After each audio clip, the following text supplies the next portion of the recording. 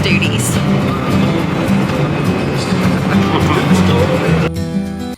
Hey, this is Clayton from Clio, Georgia, kicking off the 2025 crop season. As you can see behind me, we've already got 2025 corn up and emerged, ready to go.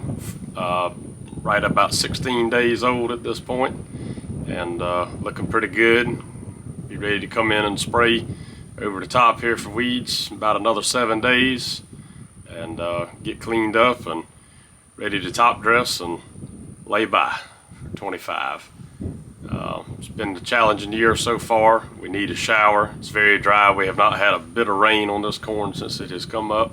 Had good moisture to plant, no-till situation, but we are needing rain at any time. We're supposed to get some this coming week. We hope we do, but anyway, we'll just have to see. Dryland farming. So 41 years here of dryland farming on this operation, family farm, right here on the Savannah River. So we're looking forward to another year. Got a lot of challenges ahead of us, but full steam ahead. Take the wheel, start lining it back up. By the time you get lined up, let go of the wheel, hit auto steer. Computer takes over. Shift to reverse. Back up. Try to stay centered in the seat. Feather your right brake or your left brake, depending on what you're needing to do. And back up to the end. Let your subsoiler down. Wait about 2 seconds. Click your planter down. Monitor goes off, and you just gear back up. Power shift. Shift gear. Let it drive. This is our rip and plant rig, as we call them in the Southeast, which is really a subsoiler and planting rig in one pass. The reason that we have it all hooked together is we make a subsoil and pass every year. We naturally have a hard pan that's usually around 8 to 9 inches deep here in the coastal plains of the Southeast United States. We're right here on the Savannah River in Southeast Georgia, about an hour north of Savannah. And anyway, this is the type of rigs that we use to plant all of our crops: corn, cotton, soybeans, peanuts, sorghum in this area. So basically the way this subsoiler works is what you call a KMC brand subsoiler rig, or a strip till rig as some would call it. The way it works is you start out there with a slicing coater, and it slices the ground to loosen up the surface, and then the ripper shank, it falls right behind the slicing coater, and it rips up and rips a slot. Usually our subsoil about 14 to 15 inches deep to bust that hard pan.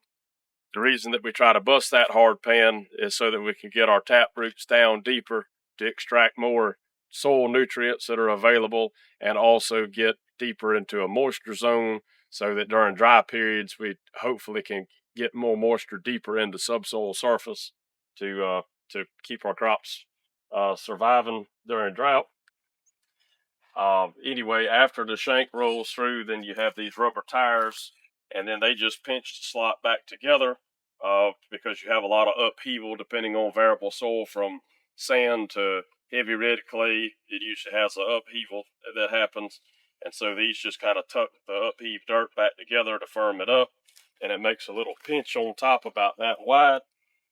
And in that pinch, then your planter opener, it falls right on top of that pinch zone, and then it places the seed right there on top, which is dead center of that subsoil zone, to get the roots down as the plant grows. And then also too, what moisture you rip up with the ripper is placing that seed in a good moist seed bed right there. And then your press wheels on the back of the planter, of course, they pinch it together. This is all done in one pass, so that's why we have what you call lift assist wheels, and that is the link that keeps your subsoiler and your planter hooked together and making it all in one pass. It's a lot more fuel efficient and time saving, and it's something we do year after year here in the Southeast. So here's the results of the rip and plant rig, the style that I run. Right here, this is at the end of the row where we came in. Right here, this little line right here, this is where you're slicing coater, how it makes a little slit in the ground. And then right here where this upheaval is, this is where the shank, where I lifted up, where it came out of the ground. As you can see, this is where the fracture of that hard pan goes and the upheaval. And then right here next, this is where the rubber tires, we're tucking it back in. This is right where they run. As you can see, this is the zone that it pinched back together where your seed placement is going to go. And then directly behind it, here's your liquid fertilizer slot right there, putting some starter right there side of the row. And then here's your seed furrow. It's going right dead center of that pinch zone there from the subsoiler.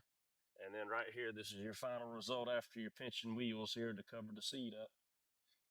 And this is on no-tilled ground here from after last year's soybeans that were double crop behind wheat. So we're dealing with a lot of high residue. Not super high residue as in tall, but just a lot of chaff residue and straw from last year out of the back of the combine. And this is the result from today of what it looks like with our no-till.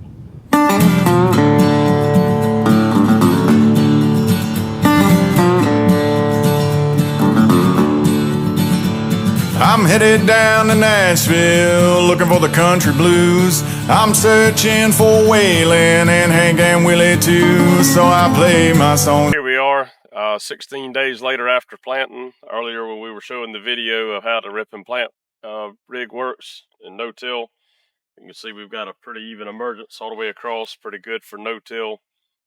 Corn spaced out about 9 inches apart. That puts us at about 18,600 plants to the acre in population. Once again, we're dry land farmers, so we have found that seems to be pretty well our optimum spot for our dry land operation. As you can see here, we've got all the stubble has laid down since we have gone through with the planter and rolled everything out. Our corn has emerged up through the press wheels, and this is our final product here. We'll be ready to put our nitrogen out on our corn here in about 2 weeks or less. And right before that, we're going to go ahead and spray herbicide over the top to combat any grass that's coming up and any broadleaves.